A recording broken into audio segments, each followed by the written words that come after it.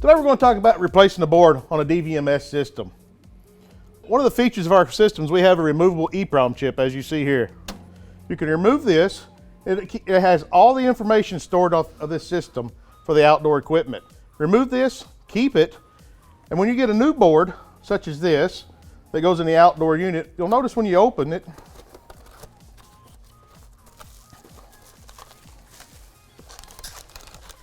the new board doesn't come with an EEPROM chip because it's expected that the EEPROM is still good and you can just install it after installing the new board.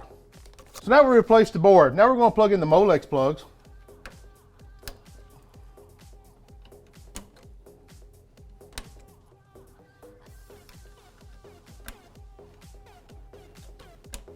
And we kept our EEPROM chip. So now we're going to put it back in and be able to turn the system back on and bring it back online without having to reprogram everything.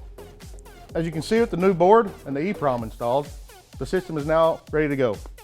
For service manuals and other documentation, please visit our website at samsunghvac.com or use our Samsung HVAC mobile app to download any technical documentation. Thank you.